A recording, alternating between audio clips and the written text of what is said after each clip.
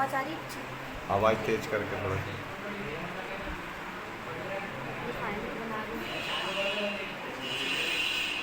जय हिंद स्टूडेंट्स। तो आज हम लोग नोटपैड में मेन्यू और सब मेन्यू के बारे में समझेंगे। तो सबसे पहले तो हम डेस्कटॉप पे समझ लेते हैं कुछ चीज़ें। जब हम लोग डेस्कटॉप पे आते हैं तो इस पर हमें बहुत सारे आइकन्स मिलते हैं, जैसे आप लोगों को दिख ही रहे होंगे, दिख रहे हैं सारे आइकन्स। और इसके अंदर स्टार्ट बटन का ऑप्शंस रहता है। अगर हमें कोई सा ऑप्शंस या नहीं भी दिखे तो हम लोगों को कहाँ जाना है, स्टार्ट बटन पे क्लिक करना है। स्टार्ट बटन पे भी अगर हम लोगों को यहाँ हमें कहीं भी नोटपैड नज़र नहीं आ रहा है तो हम लोग क्या करेंगे, सर्चिंग वाले ऑप्शंस पे जाएंगे। सर्चिंग वाले ऑप्शन पे गए हम लोग और यहाँ पे जो है हम लोग सर्च कर सकते हैं। तो अभी हमें नोटपैड पढ़ना है तो नोटपैड मैंने सर्च कर लिया है। जैसे हम सर्च करेंगे सबसे पहले हमें नोटपैड का बना रहा है, वर्डपैड। नोटपैड उसका पूरा नहीं बनाया था इसलिए। ये हमारा सर्चिंग वाला ऑप्शन है, इस पर हम जाके नोटपैड लिख देंगे। देखो इस डेस्कटॉप पे ऊपर वाली जो रो है उसमें हमारा नोटपैड वाला ऑप्शन आ गया है। ठीक है, इस पर क्या करना है, मुझे अब क्लिक करना है। क्या करना है, क्लिक। माउस के राइट वाला जो की है उससे हम लोग इस पर क्लिक कर देंगे। फिर हमारे पास में यहाँ पे 3 की आई है, दिख रही है आप लोगों को, क्लोज की, मैक्सिमाइज, मिनिमाइज, है ना। तो क्लोज की जो है हमें नोटपैड से डेस्कटॉप पे आने का काम करती है। क्या करती है, नोटपैड से डेस्कटॉप पे। अगर आप वर्डपैड या MS वर्ड भी चला रहे हैं तो क्लोज की सभी में आप लोगों को मिलेगी, जो कि हम लोगों को बाहर आने के लिए क्या करता है, डेस्कटॉप पे आने के लिए कि हमारी हेल्प करती है। सेकेंड हमारे पास में यहाँ मैक्सिमाइज वाली की है। तो मैक्सिमाइज का मतलब होता है कि हमारा जो पेज है नोटपैड का, आपको दिख रहा होगा अभी हमारा पेज शॉर्ट है। तो इस पेज को हमें फुल स्क्रीन पे करने के लिए क्या करना पड़ता है, मैक्सिमाइज करना पड़ता है, राइट। कर दूँ मैक्सिमाइज। अब भी इसमें एक और की दे रखी है, दिख रही है, माइनस वाला सिंबल है जिसमें, इसको मिनिमाइज बोलते हैं। आप लोगों ने स्कूल टाइम में पढ़ा होगा लेसन इंग्लिश की बुक में, मिनी गर्ल मिनी बॉय की स्टोरी, है ना। तो मिनी का मतलब होता है छोटा, शॉर्ट। अब हमारे पास में नोटपैड में यहाँ 5 मेन्यू दे रखे हैं, दिख रहे हैं आपको। फाइल है, एडिट, फॉर्मेट, व्यू, हेल्प, दिख रहे हैं आप लोगों को। अब हमें सबसे पहले इसमें जो फाइल वाला मेन्यू है इनको समझ लेते हैं। अब file, edit, format, view, help, ये तो हमारे नोटपैड के होगा मेन्यू। लेकिन ये फाइल वाले मेन्यू के अंदर भी हमें 6 ऑब्जेक्ट मिलते हैं। क्या मिलते हैं, 6 ऑब्जेक्ट। इन ऑब्जेक्ट को हम नोटपैड का क्या बोलते हैं, सब मेन्यू। ठीक है, अब इसमें हमारे पास में 6 ऑप्शन है, तो हम 6 ऑप्शन को ही अप्लाई करके देखेंगे। क्या करेंगे, अप्लाई करके देखेंगे, है ना। तो आप लोगों को पता है कि कंट्रोल N मतलब न्यू पेज लेने के लिए सबसे पहला वर्ड कौन सा आता है, कंट्रोल प्लस N। तो अभी हम लिख लेते हैं यहाँ पे कुछ भी इंस्ट्रक्शन ताकि लोगों को अच्छे से समझ में आ जाए। ठीक है,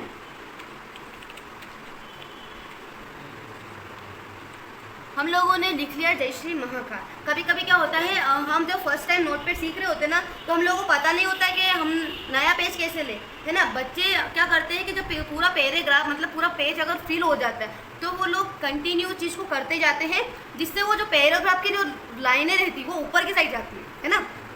पेज भी फुल हो जाता है और जो लाइन रहती है वो क्या होती है, ऊपर की साइड जाती है। वो एक जैसी सीक्वेंस में हम लोग को नहीं दिखती, मतलब कि एक पैराग्राफ आपका पूरा हट जाता है उसमें से।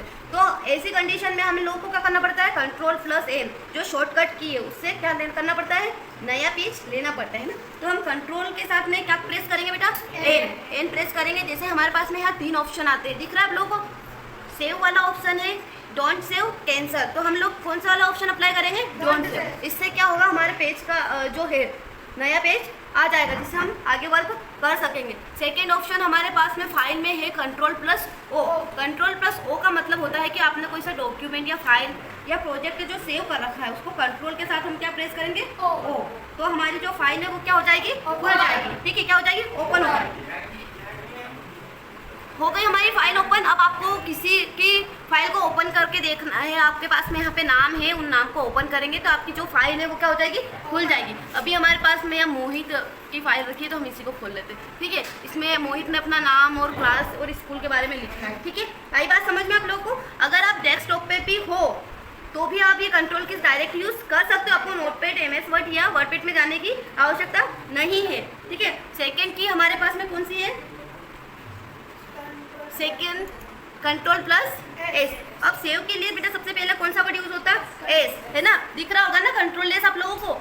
अब हम लोगों को ये वाली की वहाँ यूज़ होती है जब हम पूरी फाइल या डॉक्यूमेंट्स को कंटिन्यू बना लेते हैं, उस फाइल को हमें सेव करना होता है, तो हम Ctrl+S का यूज़ करते हैं। जैसे मैं ये भी आपको अप्लाई करके बता देती हूँ, ठीक है। अभी हम डेस्कटॉप पे से पहले इसको हटा देते हैं।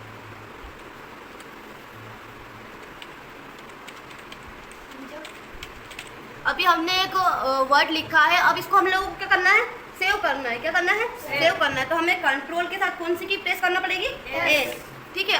आ गया इसमें, यहाँ पे आप लोगों को दिख रहा होगा टेक्स्ट लिखा हुआ फाइल नेम के सामने। इस टेक्स्ट को हटाना है, आपको जिस बच्चे के नाम से सेव करना है। जैसे मैं अर्जुन के नाम से सेव कर देती हूँ इस फाइल को, ठीक है। लिख दिया अर्जुन। अब हमें सेव करना है, तो यहाँ पे आपको दिख रहा होगा सेव वाला ऑप्शन है, दिख रहा है सबको। इस पर कुछ नहीं करना है, आपको माउस से राइट बटन की जो है उसे क्लिक कर देना है, तो आपकी फाइल अर्जुन के नाम से सेव हो जाएगी, ठीक है। नेक्स्ट ऑप्शन है बेटा हमारे पास में सेव एज वाला। कौन सा ऑप्शन है, सेव एज। अब सेव एज को ऑप्शन के एक अनहाईलाइट ऑप्शन है। अनहाईलाइट ऑप्शन के पता आप लोगों को, क्योंकि उनको यूज़ करने के लिए शॉर्टकट की नहीं है हमारे पास में, तो हम क्या करेंगे कि फाइल वाले ऑप्शन पे जाएंगे और डायरेक्ट सेव एज वाला ऑप्शन अप्लाई कर देंगे। अब मैंने यहाँ पे अर्जुन के नाम से फाइल सेव कर रखी है ऑलमोस्ट। अब मुझे क्या करना है कि ये जो सेव एज वाला ऑप्शन आप लोगों को दिख रहा होगा, सेव एज टाइप, इसका मतलब ये होता है कि अगर उसी फाइल को आपको जो अर्जुन के नाम से फाइल सेव करी है उसको राधिका, रीना या पूजा के नाम से भी सेव करना है, तो हम सेव एज वाले ऑप्शंस पे जाएंगे। यहाँ पे से टेक्स्ट डॉक्यूमेंट्स को हटाएंगे, इसको मैंने डिलीट कर दिया।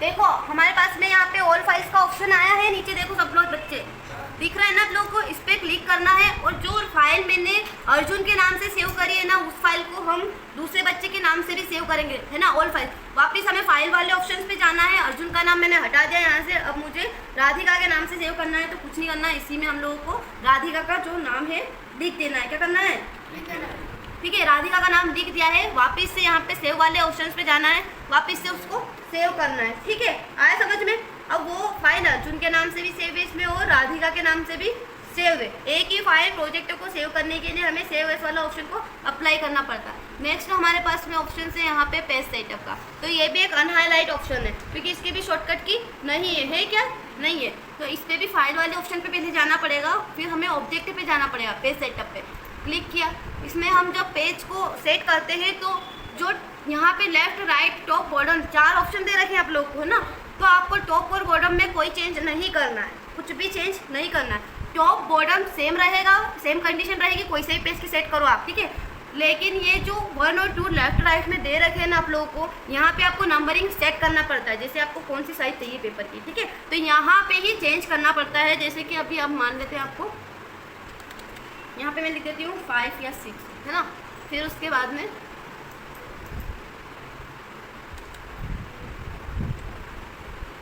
ये पेज मेरा जो है ना पूरा ब्लैंक पेज सेट हो गया है, ठीक है। अब मुझे कुछ नहीं करना है, सिस्टम में प्रिंटर अटैच करना है और पेपर डालना है, उसको सेट करके सेट पेपर को हम लोग यहीं से करेंगे। टॉप बॉटम बिल्कुल चेंज नहीं करना है, सेम रहेगा, आपको यहाँ पे ही चेंज करना है। एक कंडीशन ध्यान रखना, 10 से ज़्यादा हम इसको चेंजेस नहीं कर सकते, इसमें कुछ कंडीशंस रहती है, क्योंकि पेपर ज़्यादा बड़े भी सेट नहीं होते, क्योंकि हमारी कॉपी जो है मैक्सिमम पेज जो आप यूज़ करते हैं वो नॉर्मल 6, 7, 7, 8, 9, इससे बड़ी पेज आप लोग कॉपी में यूज़ नहीं कर सकते हो, ठीक है। इसलिए 10 लास्ट रहता है, उससे ज़्यादा हम लोग डिजिट को इसमें नहीं डाल सकते। जैसे आप सोचो कि 11 डाल दूँ, 12 डाल दूँ, तो पॉसिबल नहीं है, ठीक है।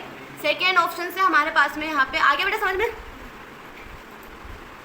लास्ट ऑप्शन है हमारे पास में Ctrl+P। तो प्रिंट के लिए सबसे पहले P यूज़ होता है, तो आपको शॉर्टकट की इस ट्रिक से भी याद रख सकते हो।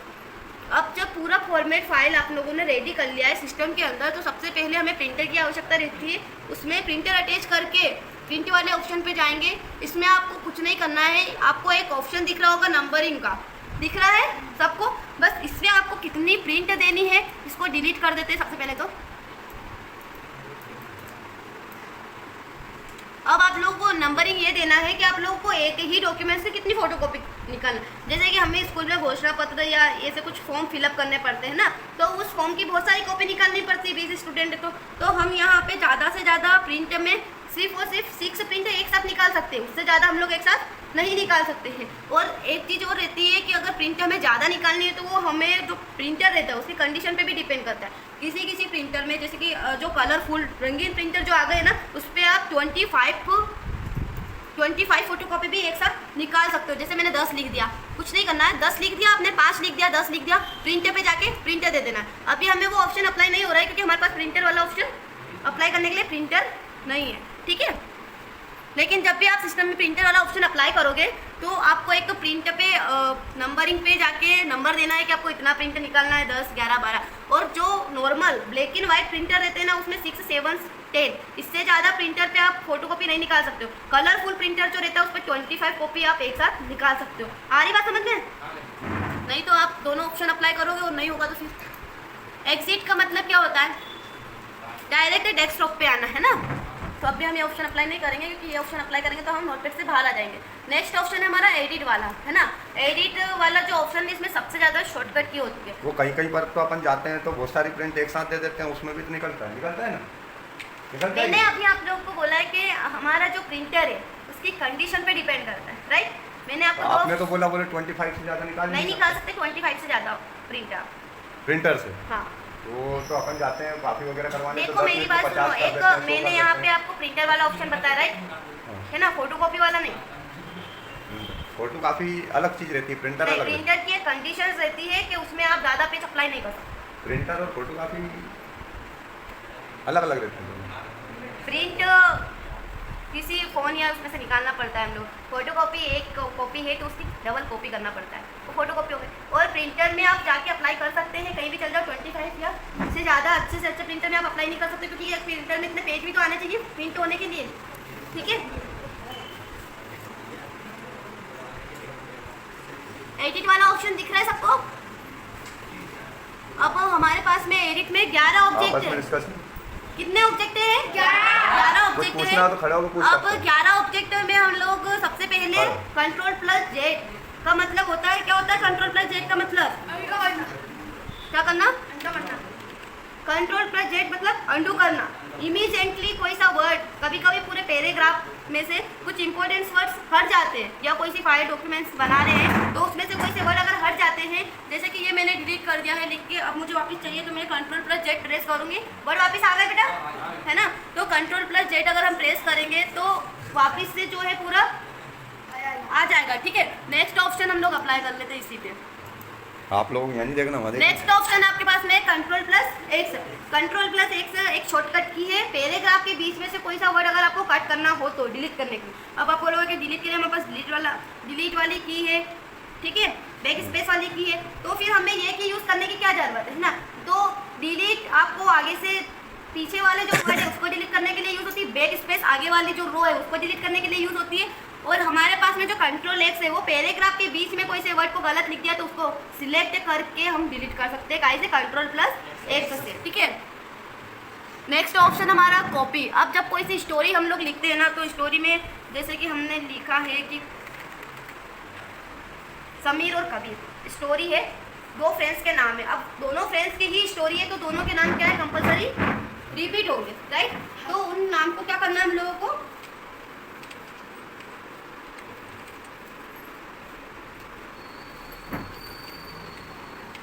उस नाम को अगर रिपीट हो रहा है तो हम बार बार लिखेंगे क्या, नहीं लिखेंगे ना। तो सबसे पहले तो हम लोग उसको सिलेक्ट कर लेंगे, कैसे सिलेक्ट करना रहता है हमें, माउस से, है ना, माउस से राइट वाली की से उसको सिलेक्ट करेंगे। नेक्स्ट ऑप्शन क्या अप्लाई करेंगे, Ctrl+C से कॉपी कर लिया। अब कॉपी करने के बाद में आप लोगों को अगर दूसरी जगह उस वर्ड को लिखना है तो हमारे पास में एक ऑप्शन और है शॉर्टकट की, Ctrl+V, ठीक है। Ctrl+V से क्या हम दूसरी जगह उस नाम को जितनी बार चाहे उतनी बार उसको पेस्ट कर सकते हैं या नहीं कर सकते हैं, ठीक है। आया समझ में ये ऑप्शन। नेक्स्ट ऑप्शन है हमारे पास में डिलीट। तो डिलीट के लिए कुछ नहीं, हमारे पास में कीबोर्ड में जो है डिलीट वाली की दे रखी है ना, उसको हम डायरेक्ट अप्लाई कर सकते हैं। नेक्स्ट ऑप्शन है आपके पास में Ctrl+F, दिख रहा है सबको। Ctrl+F का मतलब होता है खोजना। क्या होता है, खोजना। ये रहा हमारा Ctrl+F, हो रहा हाईलाइट। Ctrl+F का मतलब होता है खोजना या सर्च करना, ठीक है। तो हम Ctrl+F को यहाँ अप्लाई कर लेते हैं शॉर्टकट की के साथ में। कंट्रोल के साथ में F प्रेस करेंगे, एक डायलॉग बॉक्स खुलेगा जिसमें लिखा है फाइंड वर्ड, मतलब क्या खोजना है आपको, ठीक है। तो हम श्री खोज लेते हैं। सबसे पहले लिख दिया मैंने श्री, ठीक है। अब मैच केस दिख रहा होगा आपको, मैच केस पे जो है राइट वाला निशान सिंबल हटा हुआ है, तो हम लोगों को इसको क्लिक करना। आगे राइट वाला ऑप्शन, अब अप और डाउन दिख रहा होगा ना आप लोगों को। अप का मतलब है कि अगर आपको ऊपर से नेम को सर्च करना है तो अप पे क्लिक कर दो, नीचे से अगर सर्च करना है तो डाउन पे क्लिक करें। तो अभी डाउन पे ऑलमोस्ट है तो हम अप पे कर देते हैं, और यहाँ फाइंड का ऑप्शन दे रखा है। हो रहा है ना हाईलाइट श्री, हो रहा है, ठीक है। आया समझ में? अब हमारे पास में एक और ऑप्शन इसमें दे रखा है फाइंड नेक्स्ट F3। तो मैंने आप लोगों को बताया था कि अगर Ctrl+F आप लोग यूज़ नहीं करते हो तो F3 यूज़ नहीं कर पाओगे। F3 को यूज़ करने के लिए सबसे पहले हमें Ctrl+F शॉर्टकट की से उसे वर्ड को सर्च करना पड़ेगा, और फिर डायरेक्ट अगर F3 हम लोग सर्च करेंगे, यहाँ पे ये मैंने डायरेक्ट F3 यूज़ किया, ठीक है। हो रहा है ना। अब कैन नॉट फाइंड श्री दिख रहा है नीचे सबको, कैन नॉट फाइंड श्री। तो इसका मतलब ये हुआ कि बस इससे ज़्यादा श्री लिखा हुआ नहीं है ना। अब नेक्स्ट ऑप्शन आप लोग समझो Ctrl+H। Ctrl+H का मीनिंग क्या होता है, मैंने कल भी बताया था आप लोग, रिप्लेस करना। क्या करना? रिप्लेस करना। अब रिप्लेस कैसे करते हैं मैंने बता तो दिया था आप लोगों को, लेकिन समझ में नहीं आया होगा ये बात। जैसे Ctrl+H हम लोग क्लिक करते हैं तो हमारे पास में एक और डायलॉग बॉक्स खुल जाता है। अब आप लोगों को दिखा हुआ कि श्री दिख रहा है, हम लोगों ने अभी फाइंड किया था ना, ये रहा श्री। अब यहाँ पे रिप्लेस वाले ऑप्शन में जाना है और श्री की जगह में लिख देती वीडियो का टाइम खत्म हो गया, वो नेक्स्ट हो गया।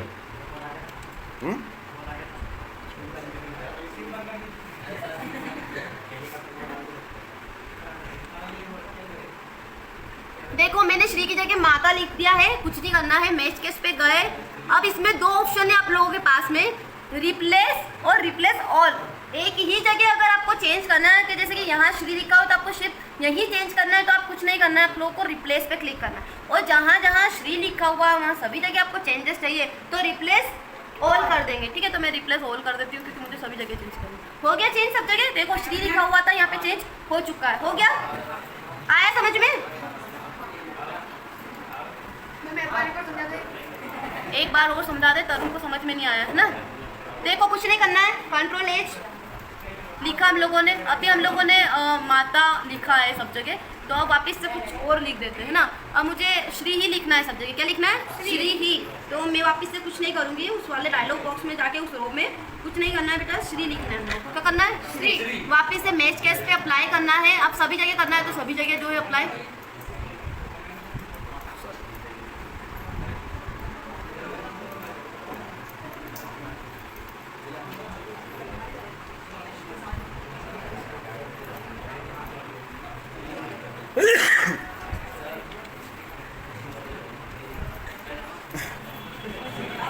उसमें श्री नहीं है तो फिर वो कैसे होगा? श्री वर्ड ही नहीं है। अब इसमें अपन मैच किस कर रहे हैं? पहले उसमें तो माता आ गया ना, अब माता आ गया तो रिप्लेस कहाँ से होएगा? और उसमें श्री वर्ड ही नहीं है ना। आप